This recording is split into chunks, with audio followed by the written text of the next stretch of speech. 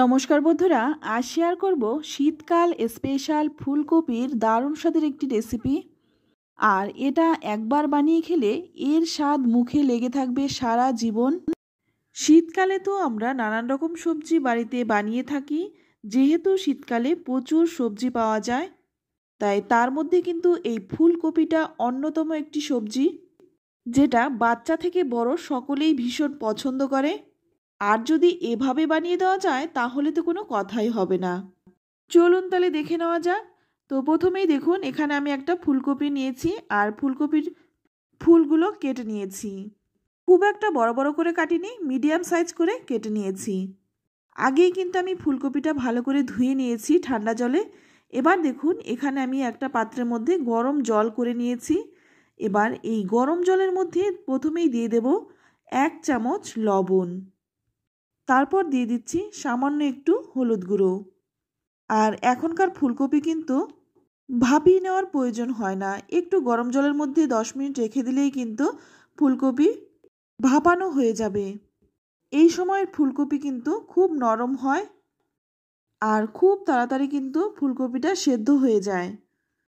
তো দেখুন, আমি কিন্তু এখানে ফুলকপিটা গরম জলের মধ্যে ভিজিয়ে রাখবো 10 মিনিট। আর অবশ্যই কিন্তু একটা ঢাকা দিয়ে রেখে দেব। তো দেখুন, 10 মিনিট পর ফুলকপিটা আমি খুলে নিচ্ছি। আর এখন কিন্তু জল থেকে তুলে নেব। আর এই জলটা কিন্তু ফেলে দেব। এতে করে কিন্তু ফুলকপি খেলে যে গ্যাসের সমস্যাটা হয় সেটা কিন্তু অনেকটাই কমে যাবে।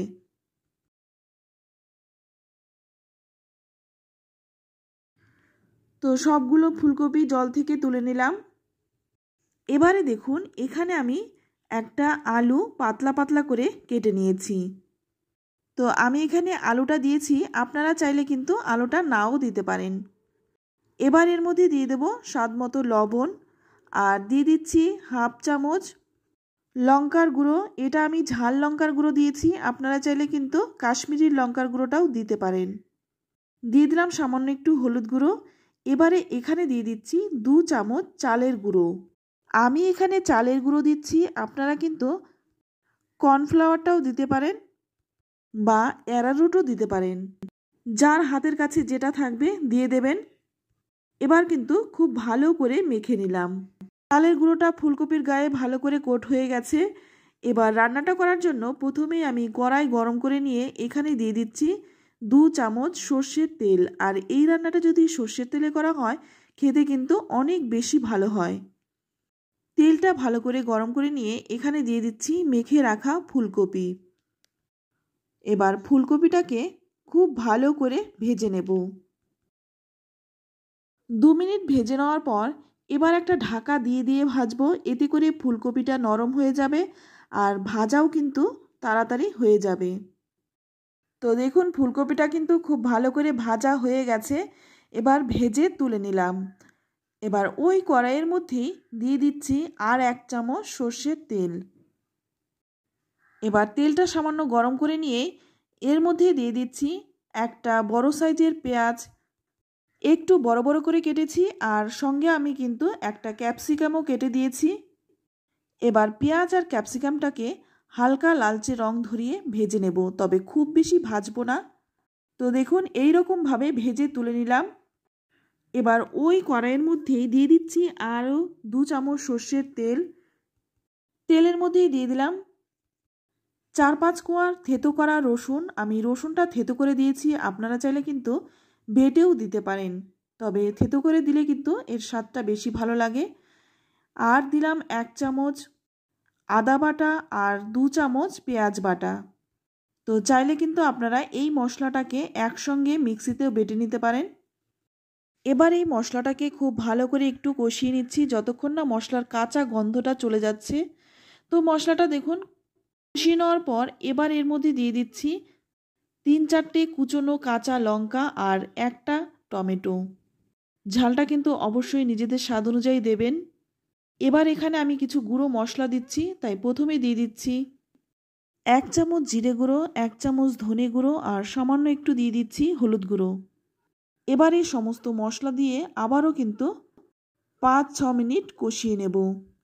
সামান্য একটু জল দিয়ে দিয়ে কষাবো, এতে করে মশলাটাও খুব সুন্দরভাবে কষানো হবে আর মশলাটা কিন্তু পুড়ে যাবে না। এখানে দিয়ে দিলাম হাফ চামচ কাশ্মীরি লঙ্কার গুঁড়ো। এই লঙ্কার গুঁড়োটা কিন্তু আপনারা নাও দিতে পারেন। এবার সমস্ত মশলা দিয়ে খুব ভালো করে কষিয়ে নেব যতক্ষণ না মশলা থেকে তেল ছেড়ে আসছে।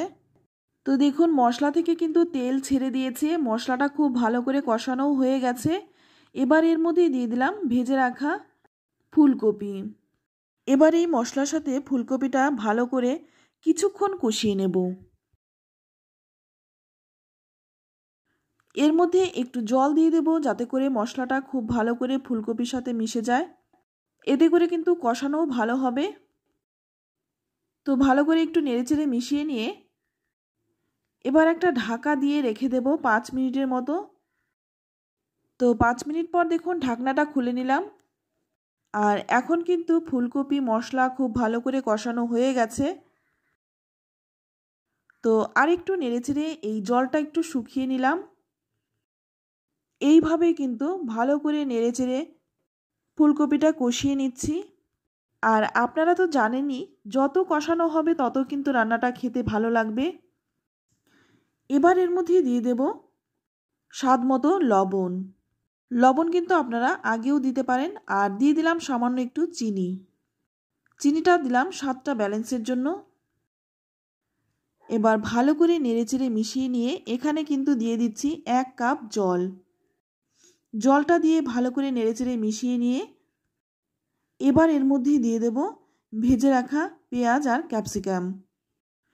পেঁয়াজ আর ক্যাপসিকামটা দিয়েও কিন্তু ভালো করে নেড়েচেড়ে মিশিয়ে নেব। তো দেখুন পেঁয়াজ আর ক্যাপসিকামটা দিয়ে কিন্তু খুব ভালো করে নেড়েচেড়ে মিশিয়ে নিলাম। আর এই রান্নাটা কিন্তু একটু গামাখা গামাখা ঝোল হবে, খুব একটা ঝোল দিলে কিন্তু ভালো লাগবে না। এবার এর স্বাদটা আরেকটু বাড়ানোর জন্য এর মধ্যে দিয়ে দিচ্ছি 2 চামচ টমেটো সস, দিয়ে দিচ্ছি 1 মুঠো ফ্রেশ ধনেপাতা। এই শীতের সময় ধনেপাতার গন্ধ কিন্তু ভীষণ ভালো লাগে। এবার এই সমস্ত মশলা দিয়ে আবারও কিন্তু কিছুক্ষণ মিশিয়ে নেব।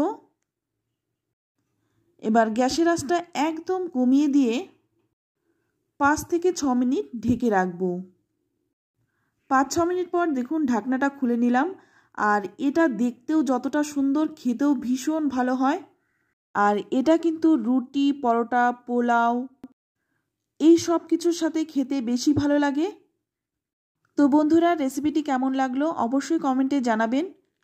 ভালো লাগলে লাইক, কমেন্ট, শেয়ার করবেন।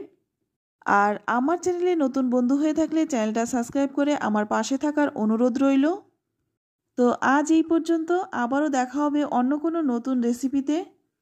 ততক্ষণ সকলেই ভালো থাকবেন, সুস্থ থাকবেন আর সকলকেই ধন্যবাদ।